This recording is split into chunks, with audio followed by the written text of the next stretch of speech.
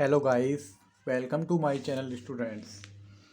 तो आज हम आपको सीटेट 22 दिसंबर इंग्लिश का पेपर एनालिसिस कराने जा रहे हैं। इसमें एक दो क्वेश्चन में वेरिएशन हो सकता है जो पैसेज वाले होते हैं, क्योंकि आयोग का कुछ नहीं पता वो किसको सही माने।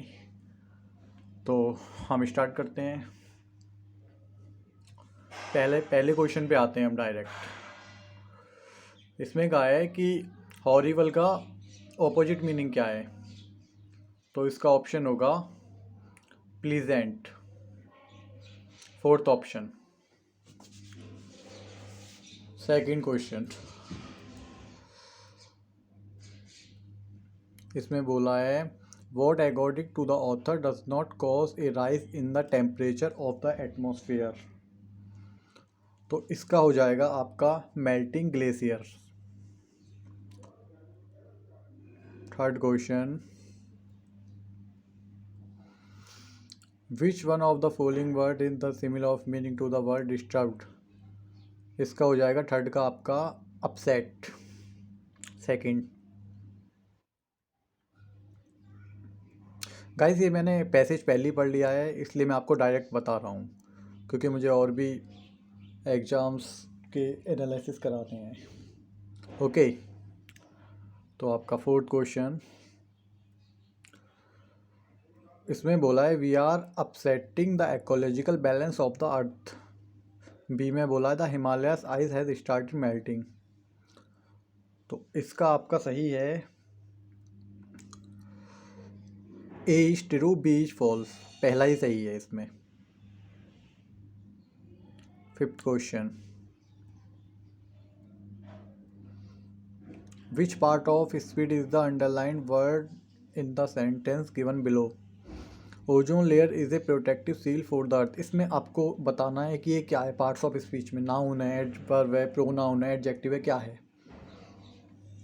इसका आपका आंसर हो जाएगा एडजेक्टिव, क्योंकि प्रोटेक्टिव जो है ये एडजेक्टिव का काम करता है, और एडजेक्टिव से पहले आपको पता ही है आर्टिकल आता है। तो इसका हो गया आपका एडजेक्टिव। ये आपका ग्रामर का क्वेश्चन है। Sixth question, the ozone layer is extremely beneficial to us because. इसका आपका हो जाएगा पहला, it does not allow dangerous rays to reach the earth. Okay. Seventh question, which of the following statement is not true, the holes in the ozone layer. इसका हो जाएगा आपका पहला, सॉरी, इसका हो जाएगा आपका third, are dangerous yet they do not affect on our health. Not true पूछा है इसने। Eighth question, which of the following statements is not true if the Himalayas ice starts melting. इसका हो जाएगा आपका third, it will cause immune loss of wealth. Ninth question, study the following statements. A में दिया हुआ है criticism has many positive effects. B में दे रखा है criticism can break the spirit of a man. तो इसका आपका सेकंड सही है, मतलब A is false and B is true, क्योंकि क्रिटिज्म जो होता है वो पॉजिटिव भी हो सकता है। तो इस वजह से आपका इसका सेकंड सही है, मतलब A is false and B is true. A false इसलिए है क्योंकि कोई ज़रूरी थोड़ी ना है कि हमेशा जो क्रिटिसिज्म होगा वो पॉजिटिव ही होगा, वो नेगेटिव भी हो सकता है। Tenth question, which one of the following word is opposite in the meaning to the word infirmity. तो आपका इसका हो जाएगा इन्फिर्मिटी। इन्फिर्मिटी होता है आपका स्ट्रेंथ, इसका ऑपोजिट पूछा है, तो स्ट्रेंथ हो जाएगा।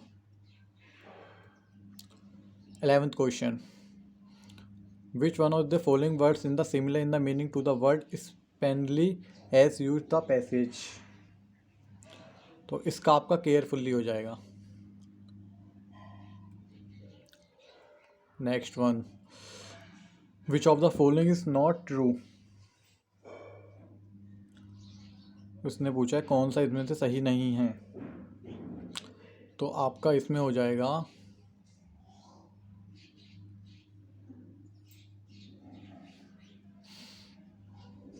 पहला तो इसमें सही है, दूसरा भी सही है, थर्ड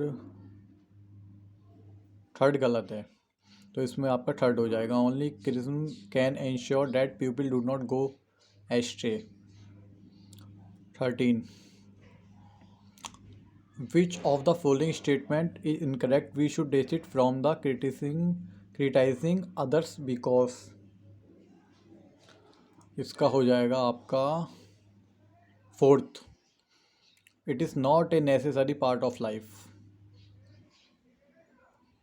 गाइस मैं जल्दी जल्दी करा रहा हूँ क्योंकि मैंने ये पैसेज पहले ही पढ़ लिया है, क्योंकि इसको पढ़ने में टाइम लगता है, और अगर मैं आपको पूरा डिटेल में बताने लगा कि कैसे होगा तो बहुत टाइम लग जाएगा, और मुझे अदर जो शिफ्ट वाइज पेपर हैं उनका भी अभी सॉल्यूशन देना है। ओके, आई होप आप समझ सकते हैं। विच part of speech is the underlined word in the following sentence. इसमें पूछा है जो ट्रूली वर्ड है वो क्या है, नाउन है, कंजंक्शन है, एडजेक्टिव है, एडवर्ब है। जो ट्रूली वर्ड होता है हमारा वो एडवर्ब होता है।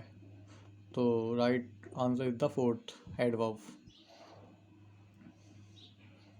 15th question, while directing criticism at others.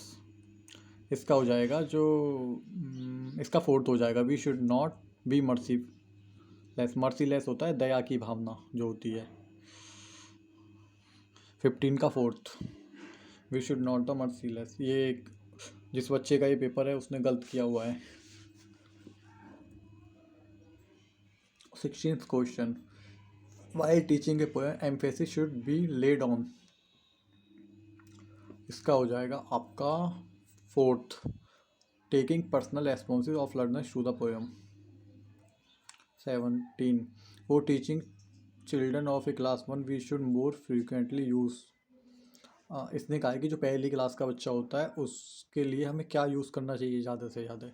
हमें ऑब्वियस आप जानते हैं रीम्स एंड सॉन्ग्स, क्योंकि बच्चे पोएम वगैरह बहुत आसानी से याद कर लेते हैं। तो इसका राइट आंसर है थर्ड, 17 का third, reams and songs.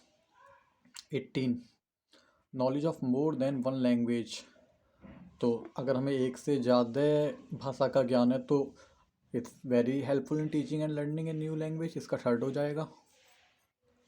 19, the strategy for teaching learning the class as first, second and third language. तो इसका हो जाएगा आपका demand different processes, second. 20 question, a teacher uses real object to teach children new words because. तो जो हमारा third है इसमें रियल लाइफ, जहाँ भी आपको ये रियल लाइफ वर्ड देखने को मिल जाए समझ लो ऑप्शन वही है। तो it helps children to associate words with objects they see in real life. 20 का हो जाएगा third. Which selecting literature for children, which one of the following is least important. तो सबसे कम इम्पोर्टेंट कौन सा है इसमें, ग्रामेटिकल टूल्स। 21 का थर्ड। ESL स्टैंड्स फॉर, ई माने इंग्लिश, इंग्लिश जो होती है हमारी सेकंड लैंग्वेज की तरह यूज होती है। ESL English as a second language. 22 का थर्ड, नहीं sorry second, English as a second language, इसमें गलत लगाया हुआ है।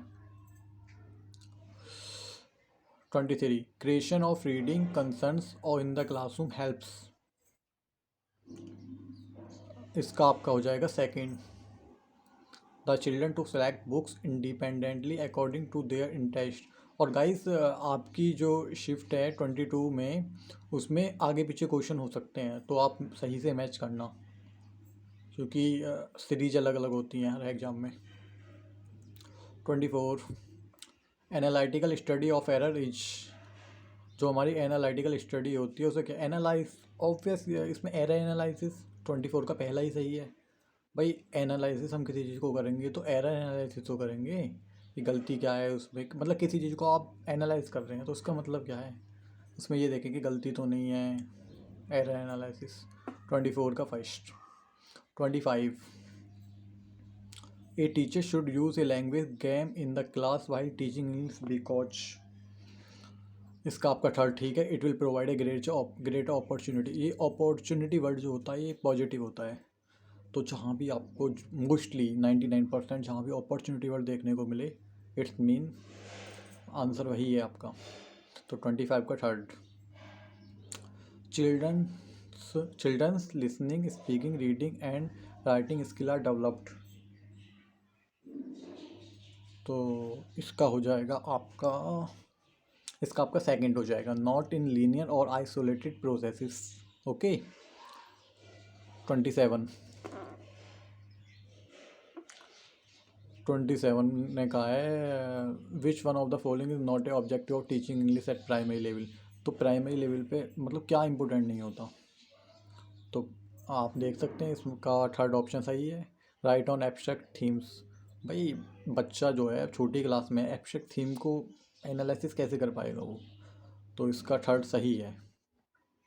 ये किसी ने फर्स्ट लगाया हुआ है डेवलपमेंट ऑफ लिटरेसी, ये गलत है।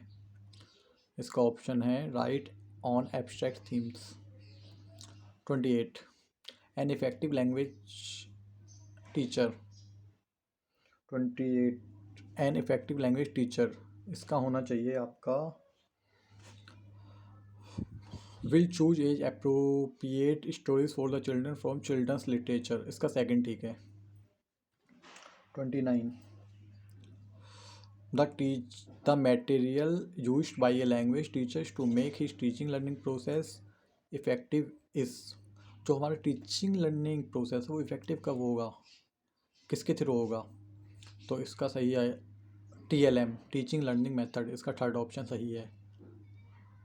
हाँ, last one question, 30 question. Semantic deals with the level of meaning in language, जो मतलब होता है लैंग्वेज का, सेमेंटिक उसे डील करता है। तो इस प्रकार से आपके 30 क्वेश्चन कंप्लीट हो गए हैं। तो इसमें एक क्वेश्चन में वेरिएशन हो सकता है जो पैसेज वाला है, क्योंकि उसमें दो ऑप्शन सही हो सकते हैं। दोनों में से आयोग किसको मानता है आपका सेंट्रल, तो देखते हैं गाइस। तो इस प्रकार से आपका 22 दिसंबर का ये प्राइमरी लेवल इंग्लिश का एनालिसिस था। तो आप अपने मैच कर सकते हैं कि आपके कितने सही हैं कितने नहीं, और प्लीज़ कमेंट ज़रूर करें।